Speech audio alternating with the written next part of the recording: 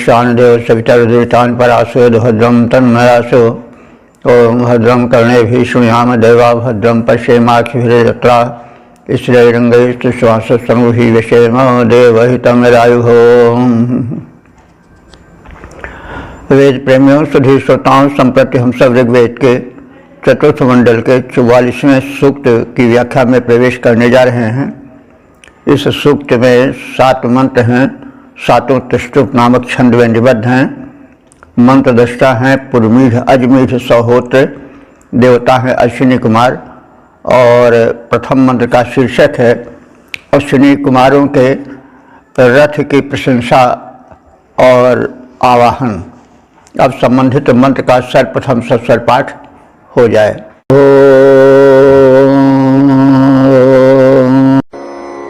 तम्बामृतं भजमद्याहुवेम पृथुज्रजमश्विना सङ्गतिङ्गोः यः सौर्यां वहति बन्धुराजरगिर्वाह सम्पुरतमं वसोजम्। इस प्रथम मंत्र में अश्विनी कुमारों के रथ की प्रशंसा है और उसका आवाहन है। तो रथ जो है वो गमनागमन का साधन है। अश्विनी कुमार जो हैं वो भिषज हैं, देवों के वैद्य हैं। तो भिषज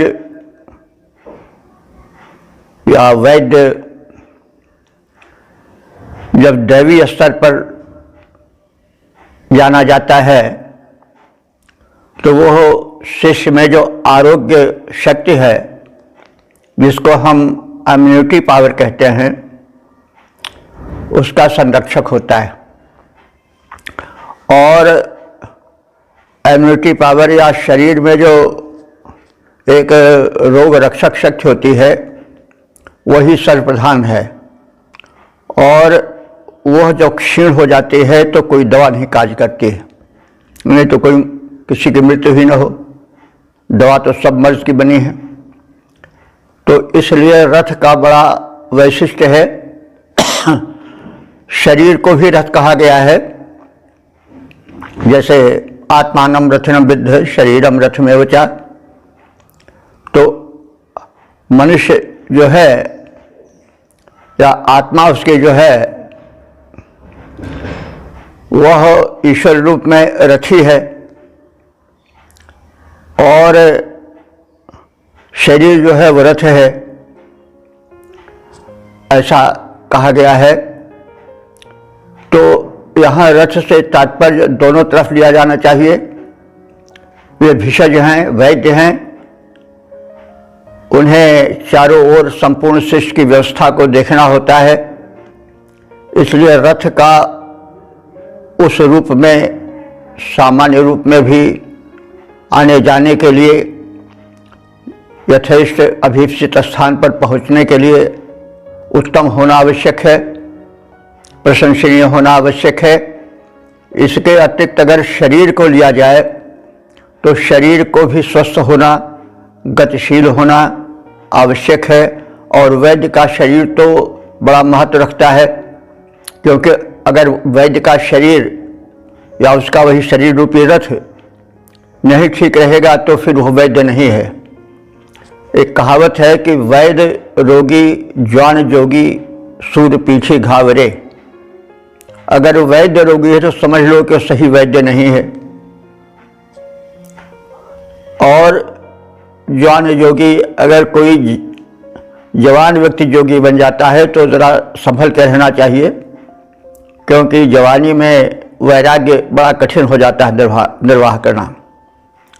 कोई बड़ा भारी लड़ाका अपने शूरवीर मानता है, लेकिन उसकी पीठ में घाव हो तो समझ लीजिए कि सही शूरवीर नहीं है, क्योंकि वो भगा है तभी पीठ में घाव लगा है। तो जो भागता है वो फिर शूरवीर कहाँ, वो तो कायर है। तो कहने का यह मतलब है कि वैद्य का शरीर भी स्वस्थ होना चाहिए, तभी वो आदर्श बन पावेगा। रोगी अगर वैद्य बनता है तो उसका वैद्यपन अधूरा है, वो सही वैद्य नहीं है। तो इस प्रकार से हम इस रथ को उभय पक्षी रूप में लें। तो हे अश्विनी कुमारों, अश्विनी कुमार दो हैं। अश्विनी कुमार के विषय में काफ़ी बताया जा चुका है।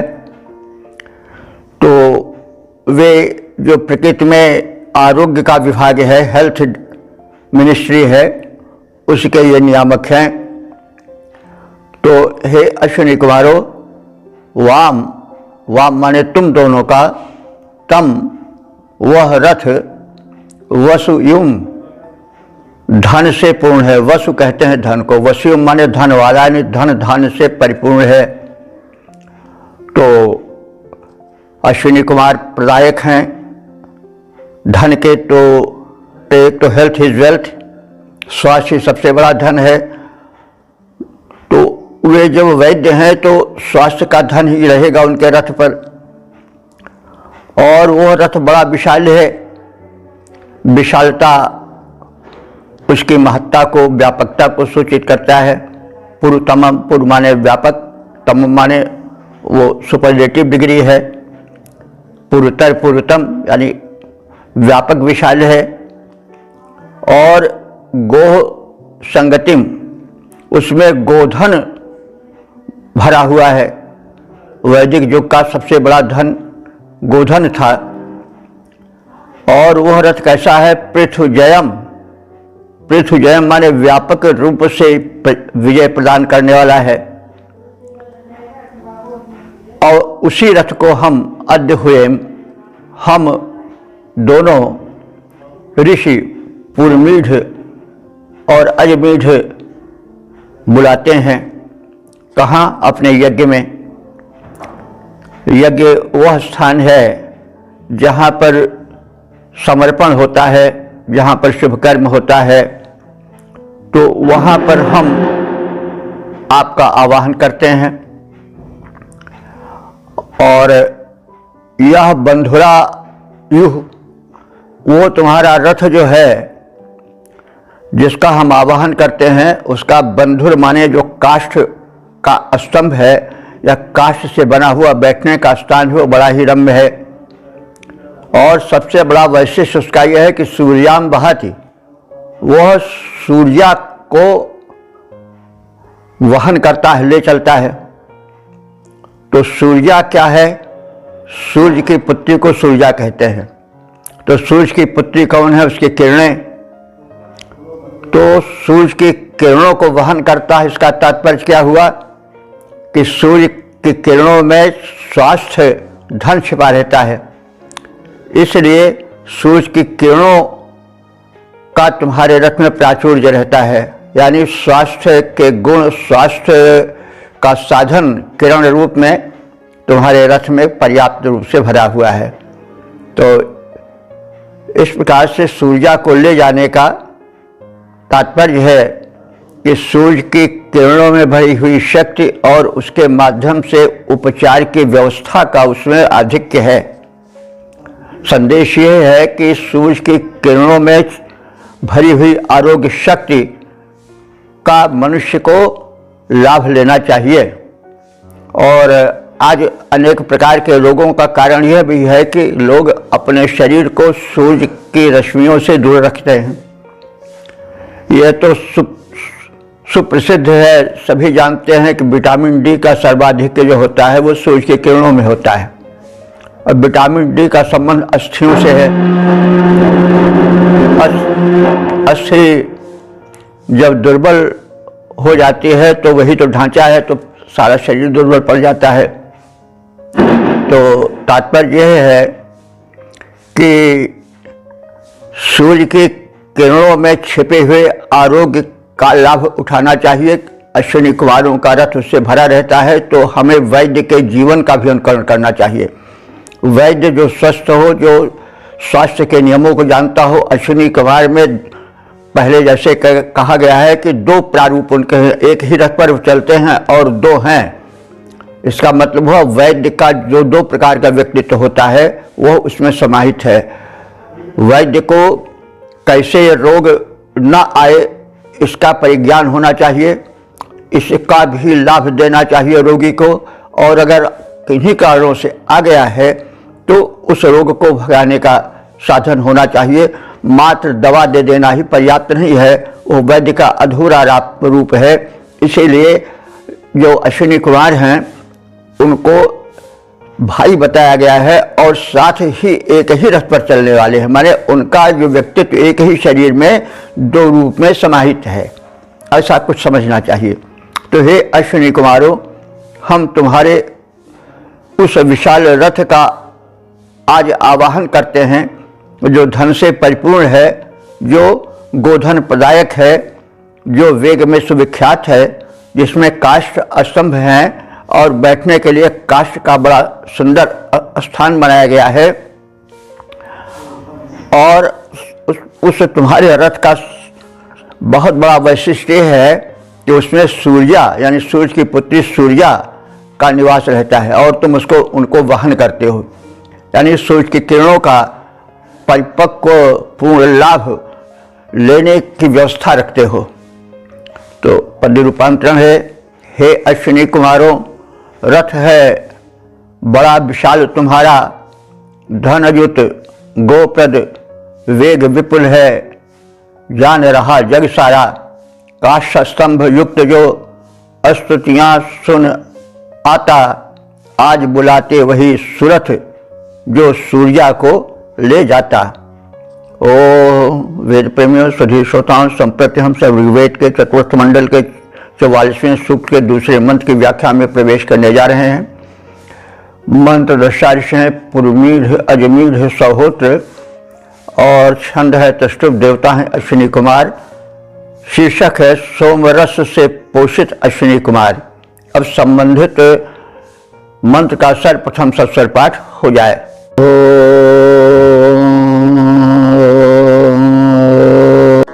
युवं श्रियमश्विना देवतातान् दिवो न पातावनधश्यजेभिः, युवोर्वपुरभिवृक्षः सजं देवहं दिजत्कगुहासो रथेवाम्।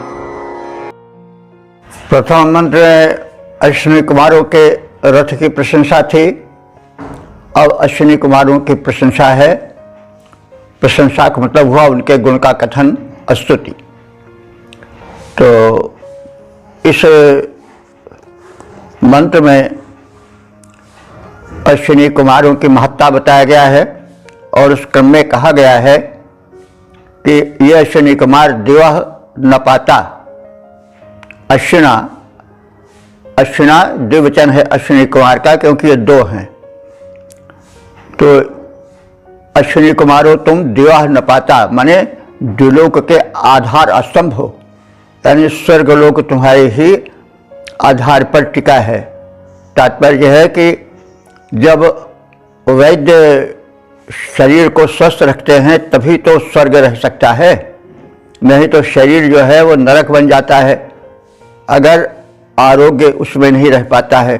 और आरोग्य के अधिष्ठाता देव हैं अश्विनी कुमार, इसलिए उनको कहा गया है कि वे स्वर्ग के अर्थात स्वर्ग के रहने वाले देवताओं के अथवा मनुष्य का शरीर जो स्वयं एक स्वर्ग और नरक का पर्याय बन चुका है, उसको वे स्वर्ग बनाने वाले हैं। और उस शरीर रूपी इस लोक में वे स्वर्गीय क्षमता और स्वर्गीय गुणों को और स्वर्गीय सुख को लाने वाले हैं, उसको आरोग्य और ऊर्जा प्रदान करके।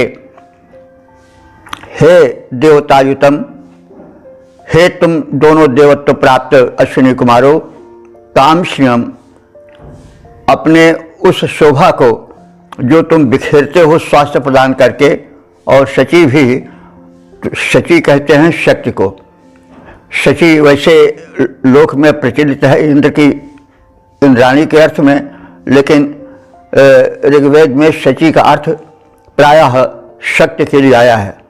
तो शची भी वनतः तुम शक्तियों को अपनी साधना से प्राप्त करते हो।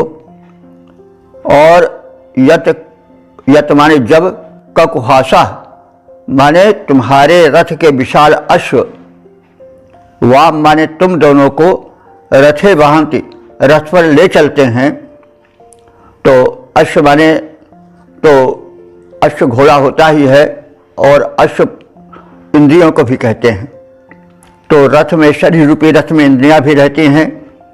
तो इंद्रियां अश्विनी कुमारों की बड़ी तीव्र हैं, कहने के मतलब शक्तिशाली हैं। इंद्रियां जो होती हैं वो जैसे नेत्र हैं, कान हैं, हाथ हैं, पैर हैं और अंग प्रत्यंग हैं, ये सब इंद्रियां हैं जो कही गई, तो वे पुष्ट होनी चाहिए। और वैद्य की इंद्रियां पुष्ट हैं, अश्विनी कुमारों की इंद्रियां पुष्ट हैं, क्योंकि वो स्वास्थ्य के नियामक देवता हैं और स्वास्थ्य के संरक्षक हैं। वो स्वयं स्वस्थ हैं और इसका उदाहरण उनका स्वयं का शरीर है, स्वयं का रथ है। उसमें जो अश्व हैं, घोड़े हैं, अथवा अगर शरीर माने तो जो इंद्रियां हैं वो बड़ी ही पुष्ट हैं। और प्रेक्षा माने वे पोषित होती हैं। प्रेक्षा माने पोषित होती हैं। किससे पोषित होती हैं? सोमपान से। सोमपान क्या मतलब हुआ कि वो जो वैश्विक ऊर्जा है वही सोम है। तो भक्तों के द्वारा, उपासकों के द्वारा यज्ञ में आने पर तुम्हें वो ऊर्जा का प्रतीक सोम प्रदान किया जाता है और तुम स्वयं उस वैश्विक ऊर्जा से समृद्ध रहते हो। तो यह जो पृक्ष है, तुम्हारा शरीर है, वो सोमरस रूपी आहार से परिपुष्ट रहता है। योह बपुः अभिसचन्ते, तुम दोनों के शरीरों का पोषण सोमरस के द्वारा, वैश्विक ऊर्जा के द्वारा अथवा यज्ञ करने वाले यजमानों के द्वारा प्रदत्त सोमरस से पुष्ट होता रहता है, यानी ऊर्जास्वल बना रहता है। तो हे द्विलोक के स्तंभ रूप अश्विनी कुमारों, तुम दोनों देव अपनी छवि, अपनी शक्ति से प्राप्त करते हो। कहने का मतलब हुआ कि तुम्हारी जो छवि है, तुम्हारा जो प्रारूप है, वो स्वयं का निर्मित प्रारूप है। अपनी महत्ता, अपने गुणों की श्रेष्ठता, अपने आयुर्वैदिक कौशल के कारण, नैपुण्य के कारण तुम प्रसिद्ध हुए हो। तुम्हारी शक्ति चारों ओर मान्य हो चुकी है। तो हे देव, तुम्हारी छवि, तुम्हारा प्रारूप, तुम्हारा व्यक्तित्व तुम्हारे द्वारा बनाया गया है। मैंने तुम्हारी जो कार्य कुशलता है, वो तुम्हारी जो लगन है, तुम्हारी जो क्षमता है, तुम्हारा जो समर्पण भाव है, रोग को हटाने का, शिष्ट में आरोग्य संचार का, वो इतना सशक्त है, पुष्ट है कि वह तुम्हारे प्रारूप को परम उज्जवल बनाता है। और उसी संदर्भ में कहा गया है कि तुम अपनी छवि के बनाने वाले अपने आप हो। तुम्हारा व्यक्तित्व अपने कृत्यों से सुशोभित हो रहा है, वो अन्यों के द्वारा नहीं। जब विशाल घोड़े तुम दोनों को रथ पर ले जाते हैं, तब तुम दोनों के शरीरों को भक्तों द्वारा प्रदत्त आहारभूत सोमरस पुष्ट करते हैं, अथवा जो वैश्विक ऊर्जा है सोमरस के रूप में, वो तुम्हारे शरीर में परिपूर्ण रूप से व्याप्त रहती है। अश्विनी, हे अश्विनियों, तुम द्विलोक को भी पुष्टाधार दिया है। अश्विनियों, तुमने द्विलोक को पुष्टाधार दिया है। निज कर्मों के बल पर तुमने शोभा प्राप्त किया है। अब विशाल घोड़े तुम दोनों को रथ पर ले जाते, अन्नभूत रस सोम तुम्हारे तन को पुष्ट बनाते। ओम वेद प्रेमियों, सुधीर श्रोताओं, संप्रति हम सब ऋग्वेद के चतुर्थ मंडल के 44वें सूक्त के तीसरे मंत्र की व्याख्या में प्रवेश करने जा रहे हैं। मंत्र दृष्टा से पूर्व मीढ़ अजमीढ़ सहोत्र हैं। देवता अश्विनी कुमार और छंद त्रिशुप है। शीर्षक है अश्विनी कुमार के सच्चे उपासक कौन। अब संबंधित मंत्र का सर्वप्रथम सस्वर पाठ हो जाए।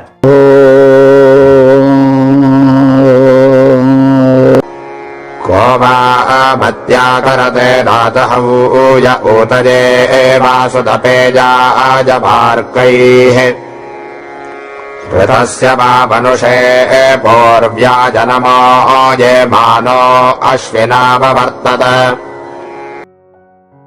इस तीसरे मंत्र में बताया गया है कि अश्विनी कुमारों का सच्चा उपासक कौन है। कहने के तो तमाम लोग उपासक हैं, पंक्ति लगी रहती है देवालयों में, मंदिरों में और पूजा स्थलों में, लेकिन सच्चे भक्त कौन हैं इसको बताना कठिन है। तो अब निवेदन किया जा रहा है कि अश्विनी कुमारों से कि वे उनके सच्चे उपासक कौन हैं इसकी पहचान करें, क्योंकि जब पहचान हो जाती है तो उसको उसी हिसाब से फल मिलता है, और अगर पहचान न हुई तो जो कम साधक हैं उनको अधिक मिल जाता है, और जो बहुत अधिक साधना करते हैं उनको कुछ नहीं मिलता है।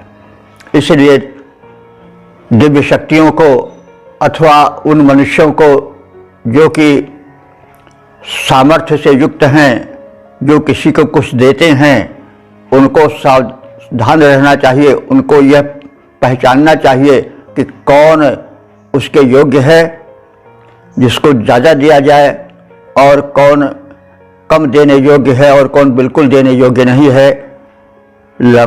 कतार तो लंबी रहती है, लेकिन उसमें पात्रता किसमें है यह भी पहचाना जाना चाहिए। तो अश्विनी कुमार किस पर कृपा करें, ये देव हैं, तो कतार तो बहुत लंबी है, लेकिन उसमें कौन ऐसा है जो कि सच्चा भक्त है, सच्चा अनुयायी है, सच्चा उपासक है। तो इसी विषय को लेकर यह मंत्र है, और उसी परिप्रेक्ष्य में हमें मंत्रार्थ करना चाहिए। अश्विना, हे दोनों अश्विनी कुमारों, रात हव्यः कह, यानी तुम्हें वह कौन उपासक है जो सही रूप में हविर्भाग को तुम्हें प्रदान करता है, यानी तुम्हारी उपासना करता है। और अर्कई माने प्रार्थना द्वारा कौन सच्चे हृदय से तुम्हारी उपासना करता है, तुम्हें याद करता है। केवल प्रार्थना कह देने भर से ही भक्ति या समर्पण नहीं होता, उसके प्रति हृदय के भाव की पहचान की आवश्यकता है। तो वह कौन है जो तुम्हें सच्चे हृदय से प्रार्थना करके मनाता है, इसको भी तुम जानो। और कौन है जो सोमपान के लिए तुम्हारी प्रशंसा करता है, नीचे हुए सोमरस के लिए तुम्हारी स्तुति करने वाला कौन है, कौन तुम्हें सच्चे भाव से सोमरस समर्पित कर रहा है। क्योंकि समर्पण में जो है वो श्रद्धा होनी चाहिए, समर्पण में केवल अहंकार नहीं होना चाहिए। प्रायः यह त्रुटि मनुष्य में होती है, वो किसी चीज़ को करता है, धर्म कर्म करता है, तो भी उसमें अहम दिखाता है कि देखो मैं कितना धार्मिक हूँ, कितना समर्थ हूँ। तो यही नहीं, इसे क्योंकि हमारे यहाँ इसीलिए जो हव्य अर्पण किया जाता है तो उसमें स्वाहा कहा जाता है। स्वाहा का अर्थ हुआ कि अपनेपन को त्याग देना, इसीलिए कहा जाता है कि इदम इंद्राय नमम, ओम इंद्राय नमः स्वाहा। इसी प्रकार से सभी देवताओं को कहा जाता है यह इंद्र के लिए है, यह मेरा नहीं है, इंद्र को समर्पित किया जाता है। तो तेरा तुझको सौंपता क्या लागे है मेरा, मेरा मुझ में कुछ नहीं, जो कुछ है सो तेरा, सब तुम्हारा ही। समर्पण में जो है वो अहम भाव का त्याग होना चाहिए। तो सोमरस जो प्रदान किया जा रहा है, तुम्हें जो नैवेद्य चढ़ाया जा रहा है, उसमें कितना समर्पण है, इस पर तुम्हें पूरा ध्यान रखना है और पहचान करना है कि कौन किस कोट का भक्त है। यूँ तो भक्तों की कतार बहुत लंबी रहती है, लेकिन उस लंबी कतार में कौन सुपात्र है, हे अश्विनी कुमारों, तुम इसे भली भांति पहचानो। तो वही है, हे अश्विनी कुमारों, वो कौन उपासक है जो हविर भाग दे चुकने पर पूजनीय साधनों से तुम दोनों की प्रशंसा करता है, स्तुति करता है, और स्वास्थ्य के आधारभूत सोमरस को कौन तुम्हें समर्पित करता है, और प्रसाद रूप में कौन उसको ग्रहण करता है। तो जो सोमपान है, जो समर्पण किया जाता है नैवेद्य, वो सात्विक होना चाहिए, क्योंकि देवता तो उसे उसका सूक्ष्म अंश लेते हैं, और जब वो प्रसाद बन जाता है तो उसका भक्षण तो भक्त ही करते हैं। तो जब जो समर्पण होगा वो सात्विक होगा, स्वास्थ्यप्रद होगा, सोमरस यानी सात्विकता से और पौष्टिकता से भरा होगा, तभी तो वह गुणप्रद हो पावेगा। तो इसी संदर्भ में कहा जा रहा है कि जो निचोड़ा हुआ सोमरस है, तुम्हें समर्पित किया गया जो सोमरस है, उसमें और अस्तुतिपूर्वक समर्पण में कितना बल है, इसे तुम्हें ध्यान रखना होगा। और नमन करने वाले कौन से लोग तुम्हें यज्ञ में प्रवृत्त करते हैं, बुलाते हैं और सादर तुम्हें आमंत्रण करते हैं, इस पर विचार करो। हविर दान के बाद कहो वह कौन यजमान, स्तुतिकर्ता कौन है, करो सोम रसपान। कौन बुलाता यज्ञ में, हे अश्विनी कुमार, कौन भला है इस तरह, इस पर करो विचार। ओम वेद प्रेमियों, सुधीर श्रोताओं, संप्रति हम सब ऋग्वेद के चतुर्थ मंडल के 44वें सूक्त के चौथे मंत्र की व्याख्या में प्रवेश करने जा रहे हैं। मंत्र दृष्टारिस पूर्वमीढ़ अजमीढ़ सहोत्र हैं, देवता अश्विनी कुमार और छंद त्रिष्टुप है, शीर्षक है सोमपानार्थ आवाहन।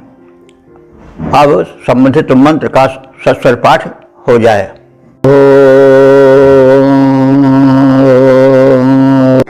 हिरण्यजेन पुरभोरथेनेमञ्जग्नन्ना सत्योपजातम् पिबाथ इन्मधुनः सौम्यस्य दधतो रत्नम् विधते जनाय।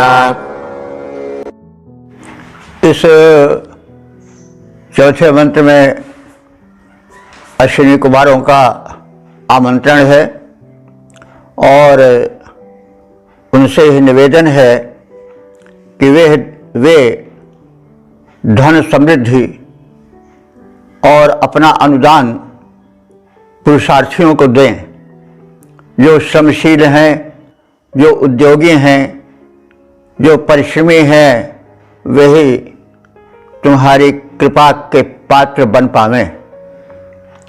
क्योंकि दान पात्र को दिया जाता है। यह विधान है कि दान दो लेकिन सबको मत दो, कुपात्रों को नहीं देना चाहिए। क्योंकि पयः पानम भुजंगा नाम केवलम विश्वर्धनम, सांप को दूध पिलाओगे तो वो दूध विष बन जाएगा।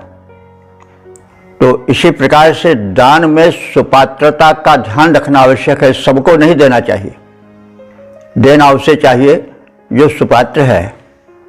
तो यही बात इस मंत्र में स्पष्ट की गई है, इस पर ध्यान रखना चाहिए। और कहा जा रहा है कि हे अश्विनी कुमारों, पूर्वभूना सत्या, तुम विविध रूपों में अपना अस्तित्व प्रकट करने वाले हो। पूर्वभू माने व्यापक रूप से, ना सत्या माने अश्विनी कुमारों को ना सत्या कहा जाता है, क्योंकि ये सत्य पर चलते हैं। तो हे ना सत्या, हे अश्विनी कुमारों, तुम पूर्वभू विविध रूपों में अपने अस्तित्व को प्रकट करते हो।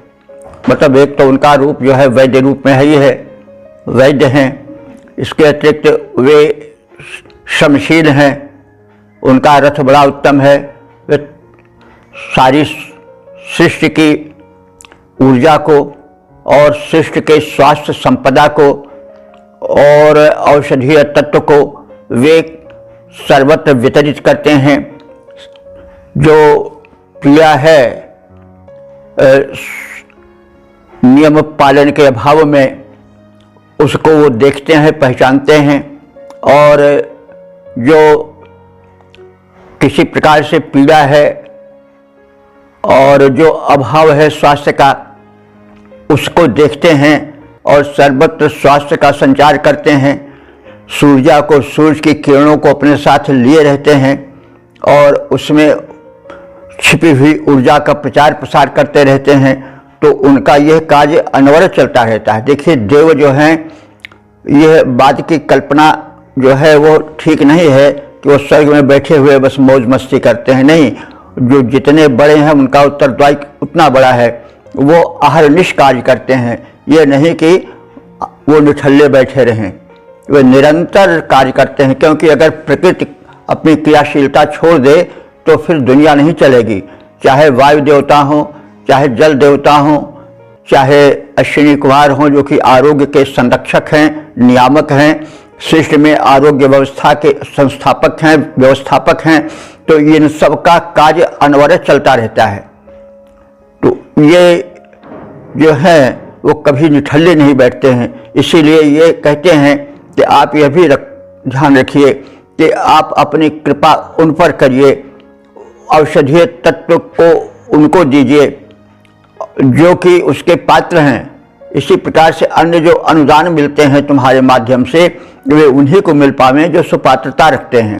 तो हे अश्विनी कुमारों, तुम अपना प्रारूप विविध रूपों में प्रकट करते हो, यानी एक उदार वैद्य के रूप में, एक सच्चे दानी के रूप में, एक सच्चे जनसेवक के रूप में, एक सच्चे प्रशासक के रूप में।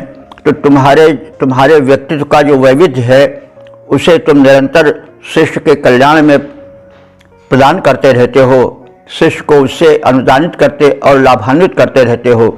हिरण्यय रथे माने तुम अपने सुनहले रथ पर, सुवर्णमय रथ पर चलते हो और उस रथम इमाम यज्ञम, और उस रथ से इस यज्ञ में पधारो। हम जो जीवन यज्ञ कर रहे हैं, हम जो पुरुषार्थ कर रहे हैं, हम जो सत्कर्म कर रहे हैं, तो यज्ञ जो है केवल आहुति वाला यज्ञ नहीं समझना चाहिए, बल्कि जो है यावत शुभ कर्म है वो सब यज्ञ ही हैं। तो हमारे इस जीवन यज्ञ में आप जो हो पधारो, अपने स्वर्णिम रथ से पधारो और उपयातम हमारे समीप आओ। मधुना सौम्य से मधुर सोमरस के पिबाथा हमारे पान करने वाले बनो, यानी हम जो आपको सोमरस सात्विक समर्पण कर रहे हैं, सोमरस का उसका पान करो और ऊर्जा से संपन्न और समृद्ध हो जाओ। विधते जनाय, और पुरुषार्थी लोगों को ही रत्नम दधता, रत्न दो, यानी जो लोग पुरुषार्थी हैं वे ही तुमसे रत्न धन पा सकें, यानी तुमसे ही वे तुम्हारा मूल्यवान अनुदान पा सकें। जो पुरुषार्थी नहीं हैं, जो निठल्ले हैं, जो आलसी हैं, वे तुम्हारी उदारता का लाभ न ले सकें। इसलिए पात्रता की पहचान आवश्यक है। तो आप पात्रता की पहचान करके उसी हिसाब से अपने अनुदान प्रदान करो। तो अनेक प्रकार के अपने अस्तित्व का परिचय देने वाले, अनेक प्रकार से अपने अस्तित्व का, व्यक्तित्व का परिचय देने वाले, बहुगुणों से संपन्न हे अश्विनी कुमारों, तुम सत्यपालक हो। तुम सुवर्ण रथ से इस यज्ञ में सम्मिलित हो, इसके निकट आओ और सुमधुर सोमरस का पान करो और पुरुषार्थी जनों को रत्न दो। तुम्हारे अनुदान का लाभ पुरुषार्थी, परिश्रमशील, श्रमशील व्यक्ति पा सकें, सभी नहीं। निज अस्तित्व बताते बहुविध तुम अश्विनी कुमारों, निज अस्तित्व बताते बहुविध तुम अश्विनी कुमारों, यज्ञ भूमि पर चल सुवर्णमय रथ से यहाँ पधारो। सत्यपाल तुम मधुर सोमरस पान यहाँ कर जाओ, पुरुषार्थी जन को रत्नों का दान यहाँ कर जाओ। ओम वेद प्रेमियों, सुधी श्रोताओं, संप्रति हम सब ऋग्वेद के चतुर्थ मंडल के 44वें सूक्त के 5वें मंत्र की व्याख्या में प्रवेश करने जा रहे हैं। मंत्र दशा ऋषपुर मीढ़ अजमीढ़ है, देवता अश्विनी कुमार और छंद त्रिशुप है। शीर्षक है अश्विनी कुमारों का आमंत्रण। अब सर्वप्रथम संबंधित मंत्र का सस्वर पाठ हो जाए।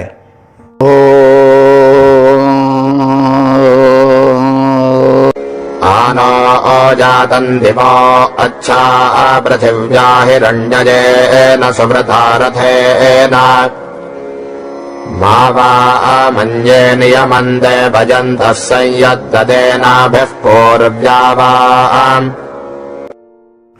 इस 5वें मंत्र में यह कहा गया है कि अश्विनी कुमार हम उपासकों के समीप बेरोक टोक आए, क्योंकि वे सर्वशक्तिमान है, सर्वत्र उनकी उपयोगिता है।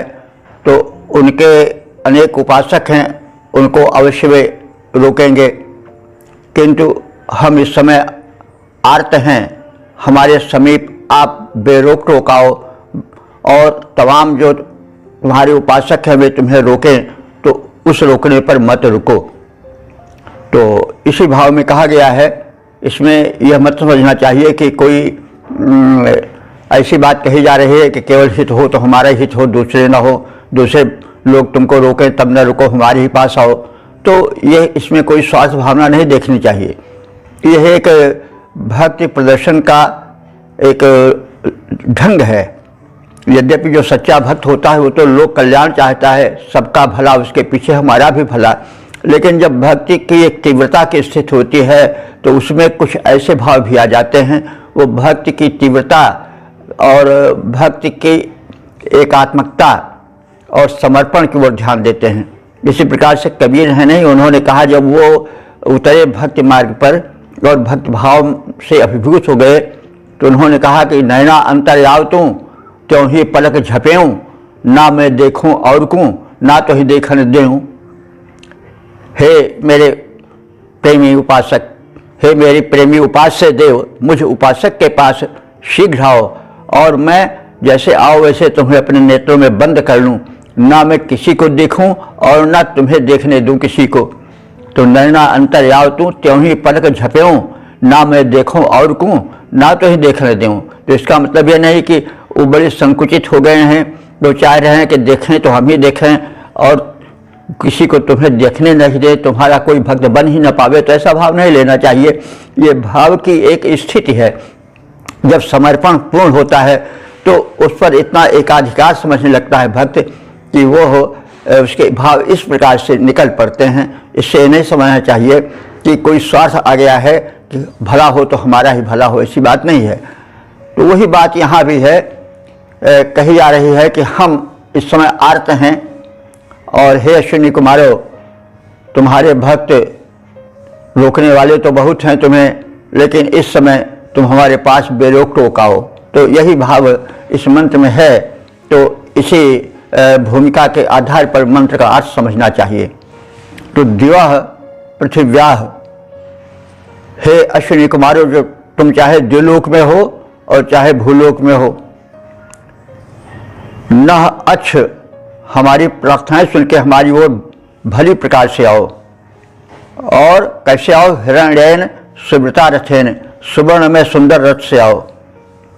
तो सुवर्ण में सुंदर रथ कहने से है कि तुम्हारा जो आगमन का गमनागमन का साधन है वो बड़ा सुंदर है और बड़ा ही तीव्र है, इसलिए उसका उपयोग करो। शीघ्रातिशीघ्र हमारे पास आयातम माने आओ। देवयंत, अन्य तमाम देवयंत हैं। देवयंत माने तुम्हें देवता मान करके तुम्हारे उपासक बहुत हैं। तो ऐसे अन्य देवयंता जो अन्य तुम्हारे उपासक हैं वे तुम्हें रोकेंगे, लेकिन वाम मा नियमन, तुम उनके रोकने पर मत रुको। क्योंकि यत माने क्योंकि पूर्व्या नाभि ही, पूर्व काल से हमारा यह घर, हमारा यह आवाहन वाम तुम्हें संददे समर्पित कर चुका है। यानी मैं बहुत पहले से तुम्हें समर्पण कर चुके हैं, अपनी लाइन अपनी कतार लगा चुके हैं और तुम्हारे उपासना में दत्तचित्त हैं, इसलिए तुम इसमें विलंब न करो। हे अश्विनी कुमारो, द्विलोक में हो तुम अथवा भूलोक में हो, हमारे पास आने में विलंब मत करो। तुम्हारा सुवर्ण में रथ बड़ा तीव्र है, उस रथ से तुम शीघ्र हमारे पास पधारो। देवों की कामना करने वाले तुम्हारे उपासक अनेक हैं, तो अन्य यजमान तुम्हें रोक न सकें हमारे निकट आने से। हम तुम्हारे शुभागमन हेतु पहले से ही अस्तुति समर्पित कर चुके हैं और प्रार्थनाएं हमारी निरंतर तुम्हारे आगमन हेतु होती रही हैं। इसलिए इन सब पर ध्यान कर हमारे प्रेम की प्रबलता को, हमारी आतुरता को देख करके तुम बिना विलंब, बिना कहीं रुके हुए हमारे पास शीघ्र ही आओ। स्वर्गलोक या मर्त्यलोक से हे अश्विनी कुमारो चढ़ सुवर्णमय रथ से कृपया मेरे पास पधारो।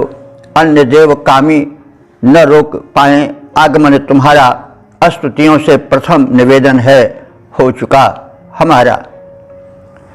ओम वेद प्रेमियों, सुधीर श्रोताओं, संप्रति हम सब ऋग्वेद के चतुर्थ मंडल के 44वें सूक्त के 6ठे मंत्र की व्याख्या में प्रवेश करने जा रहे हैं। मंत्रदृष्टा जो हैं वे हैं पुरमीढ़ अजमीढ़, छंद त्रिष्टुप है, वो देवता हैं अश्विनी कुमार। शीर्षक है धन वैभव हेतु अश्विनी कुमारों से प्रार्थना। अब संबंधित मंत्र का सर्वप्रथम सस्वर पाठ हो जाए।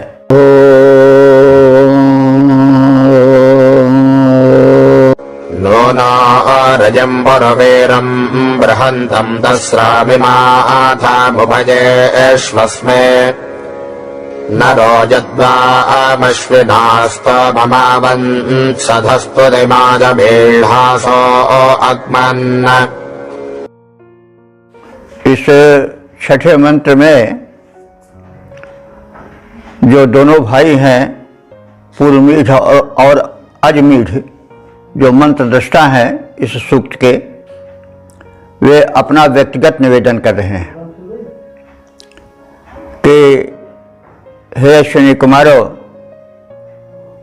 तुम हमें धन धान्य पुत्र पौत्रों से सुखी परिवार से संपन्न करो और हम दोनों तुम्हारी अस्तित्व में संलग्न हैं।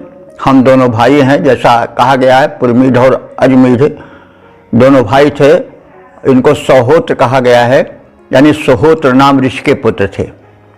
तो ये हम सहोत्र यानी सहोत्र के पुत्र दोनों ऋषि जीवन बिताने वाले आपकी प्रार्थना कर रहे हैं और आपसे धन धान्य पुत्र परिवार की याचना कर रहे हैं। सुखी पुत्र वीर पुत्र परिवार के इच्छुक हैं, आप हमें वे सब प्रदान करो। तो दसरा अश्विना, दसरा कहते हैं दमनशील यानी शत्रु विनाशक। हे दोनों अश्विनी कुमारों, न हमें, नु माने शीघ्र ही, पूर्ववारम बृहंतम रईम, पूर्ववारम माने पूर्व कहते हैं व्यापक बहुत से, वीरम वीर कहते हैं पुत्र को, हमें बहुत से वीर पुत्र दो। मतलब वो समय ऐसा नहीं था कि आज की तरह मनुष्यों के भार से धरती दबी जा रही हो, तब मनुष्यों की संख्या ज़्यादा नहीं थी, इसलिए अनेक पुत्रों की कामना की जाती थी, क्योंकि समयानुकूल हर बात मानी जाती है। कभी कोई बात ज़्यादा रहती है, कहीं कोई बात घट जाती है, कभी कोई बढ़ जाती है। तो उसी परिप्रेक्ष्य में स्तुति की जाती है, प्रार्थना सुनाई जाती है। तो कह रहे हैं ये दोनों ऋषिद्वय भ्रातृद्वय कि हे अश्विनी कुमारों, तुम दसरा हो। दसरा माने शत्रु के दमन करता हो। तो शत्रु भी समझ लेना चाहिए कि रोग शोक सब शत्रु ही हैं और उनकी परिभाषा बहुत, उनका विस्तार बहुत अधिक है। तो हमें सभी प्रकार के शत्रुओं को जो हमारे प्रगति पंथ में बाधक हैं उनको विनष्ट करो। इसके साथ ही साथ हमें पूर्ववीरम, पूर्व माने व्यापक, वीर माने वीर संतान पुत्रादि को दो। और इसके साथ साथ और क्या दो? बृहंतम रईम, व्यापक रई दो। रई माने धन, हमें व्यापक धन भी प्रदान करो, क्योंकि पुत्र परिवार बढ़ गया और दारिद्र्य घर में आ गया, तब फिर क्या होगा? तब तो सब भूखों मरेंगे, जीवन कष्टमय हो जाएगा।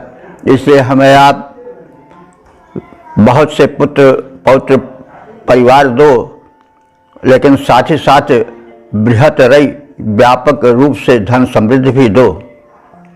अस्मे उभयेषु मिमाथाम, अस्मे माने हम दोनों भाई पूर्वमीढ़ और अजमीढ़ आपसे प्रार्थना कर रहे हैं कि मिमाथाम माने हमको व्यापक धन दो, व्यापक अनुदान दो। यत वाम अस्तोमम, हम तुम दोनों के अस्तुत विषय के मंत्र का उच्चारण कर रहे हैं। नरह आवन, नरह माने नेतृत्व विधायक माने श्रेष्ठ जो ऋत्विज हैं, वे तुम्हारे प्रार्थना में निरत हैं। और अजमीढ़ासा माने जो मुझ पूर्वमीढ़ के भाई अजमेर हैं वो भी तुम्हारी प्रार्थना कर रहे हैं। उनके ओर से भी जो ऋतुज हैं याज्ञिक कार्य करने के लिए और अस्त्र सुनाने के लिए वे भी तत्पर हो गए हैं। और उनके ये अजमीढ़ासा माने अजमीढ़ के परिवार वाले लोग भी समुदित हैं। तो ये अजमीढ़ासा कहने से मतलब अजमीर से संबंधित परिवार के लोग। वैसे पुरमीढ़ासा अगर कहा जाए तो पुरमीढ़ के परिवार से संबंधित समस्त जन एकत्र हो गए हैं। और जो ऋतुज हैं यज्ञ कर्म को संपादित करने वाले हैं वो भी एकत्र हैं। और आपकी प्रार्थना में हमारा और हमारे भाई अजमीढ़ का यानी हम पुरमीढ़ और अजमीढ़ दोनों मिलकर के सब परिवार और साथ ही साथ इस यज्ञ शुभ कर्म को संपादित करने वाले ऋतुजों से पुरोहितों से भी युक्त है। और हम सब मिलकर के आपसे प्रार्थना कर रहे हैं कि आप हमें अनुदानित करें। सदा स्तुतिम आगमन, और हम दोनों जो सदा स्तुतिम माने मिलजुल करके स्तुति कर रहे हैं उन स्तुतियों को आप सुनो और सम्मिलित होने हेतु पधारो। तो हे शत्रु संहारक अश्विनी कुमारों, अनेक वीरों से युक्त, अनेक श्रेष्ठ संतानों, वीर संतानों से युक्त हमको प्रचुर धन धान्य प्रदान करो। हम दोनों यानी पुरमीढ़ और अजमीढ़ जो भ्राता हैं, ऋषि हैं, उनको आप कथित प्रचुर संपदाएं प्रदान करो। हम दोनों में से पुरमीढ़ के ऋतुजों ने तुम दोनों को स्तोत्रों द्वारा स्तुति करके बुलाने का प्रबंध किया है, बुला चुके हैं। और जो अजमीढ़ हमारे भाई हैं उनके परिवार के लोग भी सामूहिक रूप से एकत्र होकर के तुम्हारे स्तुति में, तुम्हारे उपासन में सम्मिलित होने आ चुके हैं। अरिहंता अश्विनी कुमारों, बहुप्रवीर युत धन दो दान, हम दोनों ऋषि मिल जुल करके करते हैं तेरा आह्वान। जो स्तोता है पुरमीढ़ के वे तुम दोनों को पाएं, अजमीढ़ के संबंधी जन स्तुति करने को हैं आए। ओम वेद प्रेमियों सुधी श्रोताओं, संप्रति हम सब ऋग्वेद के चतुर्थ मंडल के 44वें सूक्त के 7वें मंत्र की व्याख्या में प्रवेश करने जा रहे हैं। मंत्र दृष्टा ऋषि हैं पुरमीढ़ अजमीढ़, देवता हैं अश्विनी कुमार और छंद है त्रिष्टुप। शीर्षक है सुरक्षा की प्रार्थना। अब संबंधित मंत्र का सर्वप्रथम सस्वर पाठ हो जाए।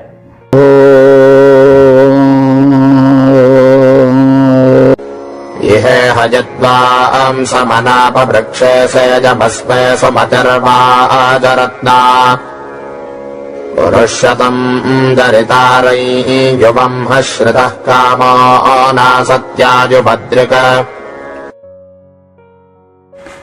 यह 7वां मंत्र इस सूक्त का समापन वाला मंत्र है। इसमें अश्विनी कुमारों की विशेषता बताने के साथ ही साथ उनसे धन वैभव की प्राप्ति की प्रार्थना है। और यह भी प्रार्थना है कि वे अश्विनी कुमारों की समर्पित भाव से भक्ति करें और उनके प्रति आस्था रखें, उनकी बुद्धि उनसे जुड़ी रहे। तो ये स्वाभाविक है कि जब वैद्य और जो स्वास्थ्य का इच्छुक है वे जब एक मन वाले होते हैं, समर्पित भाव वाले होते हैं, तभी जो है वह कार्य सिद्धि होती है। तो इसलिए उसी संदर्भ में कहा जा रहा है कि हे अश्विनी कुमारों, वाज रत्ना, तुम वाज कहते हैं अन्न को और वाज कहते हैं शक्ति को भी। तो तुम शक्ति को और अन्न आहार दोनों को प्रदान करने वाले हो। रत्ना माने रत्न धन को भी देने के सामर्थ्य से युक्त हो। ना सत्या, हे अश्विनी कुमारों, तुम पुष्ट अन्न धन धारण करने वाले हो। तुम्हारे अधिकार में पोषक अन्न प्रदान करना और शक्ति और स्वास्थ्य प्रदान करना है। तुम्हारा सबसे बड़ा वैशिष्ट्य है कि तुम समना, वाम माने तुम दोनों, समना माने समान मन वाले हो। यह नहीं कि एक का मन कुछ कहे, एक का विचार कुछ हो, एक का चिंतन कुछ हो और दूसरे का चिंतन विपरीत हो, तो फिर वह एक दोष हो जाता है, फिर कार्य सिद्धि में बाधा उपस्थित हो जाती है। तो तुम्हारा सबसे बड़ा वैशिष्ट्य है कि तुम समना हो, यानी समान मन वाले, एक ही विचारधारा वाले, संगठित विचारधारा वाले और मिलजुल कर सोच विचार करने वाले हो। तुम्हारा व्यक्तित्व खंडित नहीं है, अखंडित व्यक्तित्व है, परस्पर मिला जुला व्यक्तित्व है। तुम भले दो हो लेकिन दो होकर के भी एक हो। तो हम तुम्हें पपृक्षे सोमरस के साथ साथ स्तुतियाँ भी अर्पित कर रहे हैं। तो तत्जरितारम, तो हम जरिता कहते हैं अस्तुतकर्ता को, हम अस्तुतकर्ताओं को तुम योगक्षेम प्रदान करो और एवं उर्षतम, तुम्हारा अनुदान, तुम्हारी कृपा हमारे लिए जो है वह सदैव सुरक्षित बनी रहे। और प्रार्थना है कि कामः माने हमारी कामनाएं, हमारी इच्छाएं, हमारी बुद्धि की जो विचारधारा है वो युवदृक हर्षतः तुम दोनों के आश्रित रहे, यानी हम तुम्हारे आश्रय में चिंतन मनन करें और तुम्हारे सद्गुणों को अपने बुद्धि में ग्रहण करें और हमारी बुद्धि तुमसे जुड़ी रहे। तुम्हारे गुणों से, तुम्हारे कथनों से, तुम्हारे सिद्धांतों से, तुम्हारे निर्देशों से वह अलग न हो और हमारी बुद्धि, हमारे विचार तुमसे लगे रहें। तुम्हारे कथनों को, तुम्हारे सिद्धांतों को पालन करने में हम निरंतर अनवरत संलग्न रहें। सही बात है, जो वैद्य है या देव है, जब तक हमसे जुड़ेंगे नहीं, उसके सिद्धांतों का नहीं पालन करेंगे, उसके कथन के विपरीत आचरण करेंगे, तो फिर उसका लाभ सही कभी नहीं मिल पाएगा। तो इस प्रकार से शक्ति और अन्न धन को अपने पास सुरक्षित रखने वाले अश्विनी कुमारों, तुम दोनों समान चिंतन वाले हो।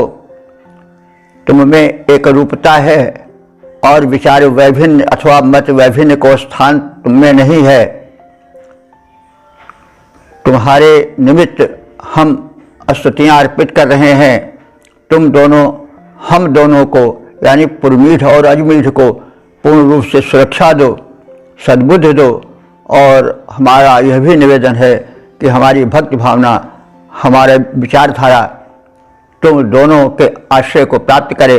तात्पर्य हुआ कि हम तुम्हारे अनुकूल आचरण करें, तुम्हारे कथनों को, तुम्हारे सिद्धांतों को, तुम्हारे उपदेश को, तुम्हारे निर्देश को पूर्ण रूप से पालन करें।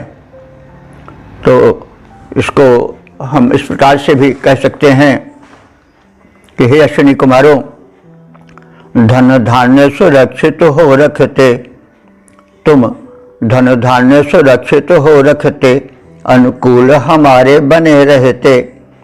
तुम दोनों के चिंतन एक समान, सदा हित में हो लगे रहते। विनती न तो हो करते हम हैं, विनती न तो हो करते हम हैं, बन के जो हमारे सगे रहते। सद्बुद्धि सुरक्षा प्रदान करो, सद्बुद्धि सुरक्षा प्रदान करो। हम रंग में तेरे रंगे रहते, हम रंग में तेरे रंगे रहते। सद्बुद्धि सुरक्षा प्रदान करो, हम रंग में तेरे रंगे रहते। ओम। इस प्रकार से हमने इस ऋग्वेद के चतुर्थ मंडल के 44वें सूक्त के 7 मंत्रों की संक्षिप्त व्याख्या से परिचय प्राप्त कर चुके हैं। जैसा कहा जा चुका है, इस सूक्त में 7 मंत्र हैं और सभी त्रिशुभ छंद में निबद्ध हैं। और मंत्र दृष्टा ऋषि पुरमीढ़ अजमीढ़ सहोत्र हैं। ये पुरमीढ़ अजमीढ़ दोनों सगे भाई हैं और सहोत्र के पुत्र हैं, इसलिए इनको सहोत्र भी कहा गया है। और सभी मंत्रों के देवता जो हैं अश्विनी कुमार हैं। अश्विनी कुमार के विषय में बताया गया है कि वे मतलब एक ही रथ पर चलते हैं और दोनों जो हैं वो साथ ही साथ रहते हैं, उनमें मतभेद नहीं है, उनकी विचारधारा एक है और उनके रथ जो हैं वो बड़े ही सक्रिय हैं। एक ही रथ पर वो चलते हैं लेकिन वो रथ स्वर्णिम है, सदैव चमचमाता रहता है, तीव्रगामी है और वह सदैव शिष्य के संरक्षण के स्वास्थ्य संरक्षण की व्यवस्था का निरीक्षण करता रहता है और जो आश्रित करता है अथवा सुपात्र हैं उनको स्वास्थ्य धन धान्य से परिपूरित करता रहता है। तो इस प्रकार से अश्विनी कुमारों के रथ की प्रशंसा की गई है। और रथ का जैसा कहा गया है वो शरीर रूपी रथ को भी स्वस्थ रखना, उसको तेजस्वी रखना, उसको ओज तेज से भरपूर रखना बहुत आवश्यक है। वैद्य को तो परम आवश्यक है, क्योंकि वैद्य तो ही रोगी का एक मात्र सहारा होता है और उसका वो जब स्वस्थ नहीं रहेगा तो स्वास्थ्य प्रदान क्या करेगा। इसलिए अश्विनी कुमारों के रथ की, उनके शरीर की, उनके स्वस्थ शरीर की भी इसमें छटा दिखाई गई है। और उस प्रकार से संदेश भी दिया गया है कि हम शरीर रूपी रथ को स्वस्थ रखें, तभी हम जीवन यात्रा को अच्छी तरह से पार कर सकेंगे, पूरी कर सकेंगे। और सोमरस उन्हें प्रदान करने की भी चर्चा है।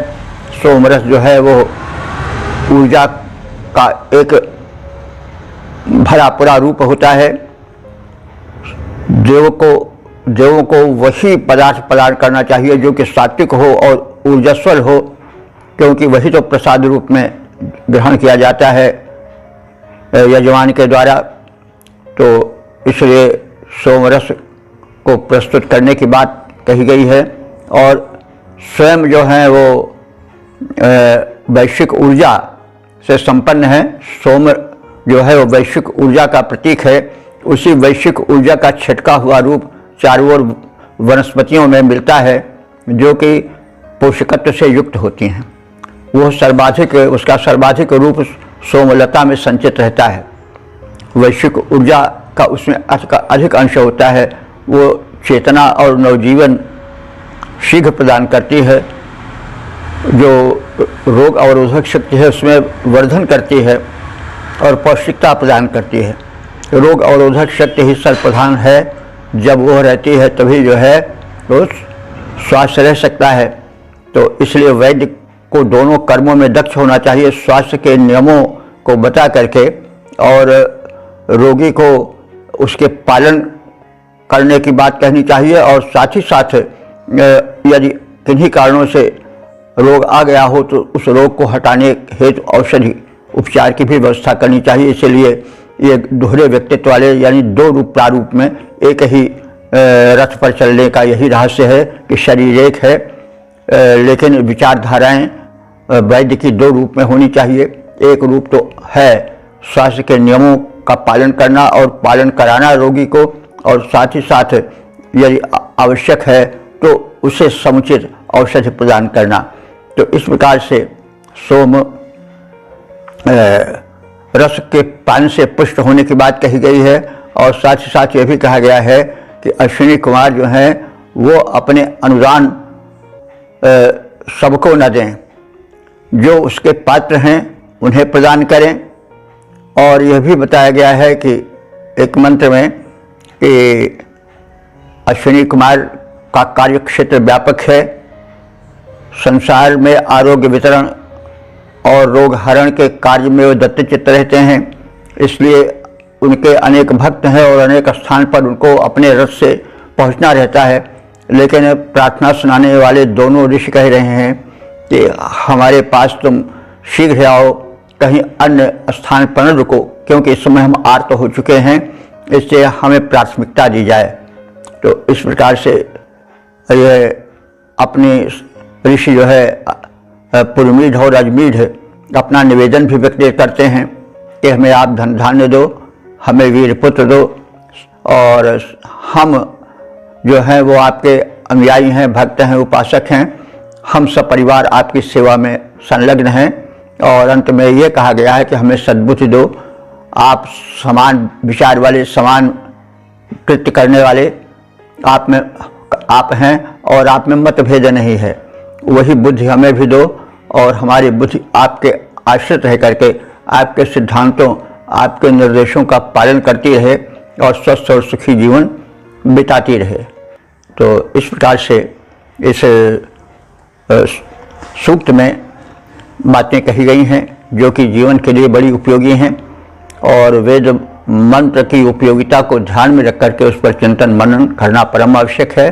आप सबसे प्रार्थना है कि वेद मंत्रों का अधिक से अधिक अध्ययन करें, चिंतन करें, मनन करें, प्रचार प्रसार करें, और वेदो खिलो धर्म मूलम, जितनी विचारधाराएं हैं वो सब वेद में हैं। वेद में औषध विज्ञान भी बहुत है, वेद में अध्यात्म भी बहुत है, वेद में जीवन कैसे बिताया जाए, कैसे समाज स्वस्थ रखे, कैसे समाज को स्वस्थ रखा जाए, कैसे अपने को स्वस्थ रखा जाए, कैसे सुखी जीवन बिताया जाए, कैसे दुखों से दूर हटा जाए। यानी कोई ऐसा पक्ष नहीं है, चाहे लोक का हो, चाहे परलोक का हो, चाहे भौतिक क्षेत्र का हो, चाहे आध्यात्मिक क्षेत्र का हो, सब वेदों में भरपूर रूप में भरा है। भाषा कठिन है, क्लिष्ट है, इसलिए समझने में थोड़ी कठिनता होती है। हम चेष्टा कर रहे हैं उस कठिनता को दूर करने की। जो कुछ हमसे हो पा रहा है वो हम अधिक से अधिक उसको पहुंचाने की चेष्टा कर रहे हैं। आपसे प्रार्थना है कि हमारी यह चेष्टा सफल हो, आप सब वेदों के अनुयायी बने, वेदाध्ययन करें। और अब साधन सुलभ भी है, ये हमारा प्रयत्न तो चल ही रहा है, साथ साथ ही पुस्तकें भी प्रकाशित हो चुकी हैं, आप उन्हें प्राप्त करें। एक वेद विवाह नाम की पुस्तक है, उसमें संपूर्ण वेद का पहले संक्षिप्त परिचय दिया गया है, चौखंबा संस्कृत प्रतिष्ठान से प्राप्त हो सकती है। हम साधन भी पुस्तक रूप में प्रस्तुत कर रहे हैं, वेद की व्याख्या भी ऋग्वेद की प्रकाशित हो चुकी है, अथर्ववेद शीघ्र ही आने वाला है। तो इस प्रकार से आप अध्ययन करें, क्योंकि आजकल जो गुरु हैं वो ग्रंथ ही हैं। सच्चे गुरु तो मिलना बड़ा कठिन हो जाता है, लेकिन जो गुरु ग्रंथ साहब हैं वो सदैव हमारे साथ रहते हैं। इसलिए अध्ययन से हम, पठन से हम बहुत चीज़ें प्राप्त कर सकते हैं जो तथाकथित आज के गुरु नहीं दे पाते हैं, क्योंकि उनको उतना न समय रहता है और फिर कौन कितना पहुंचा हुआ है ये तो अलग की बात है। तो सच्चे जो गुरु हैं वो ग्रंथ साहब हैं, और वेद को समझा जाए उसके लिए साधन हम सब उपस्थित कर रहे हैं।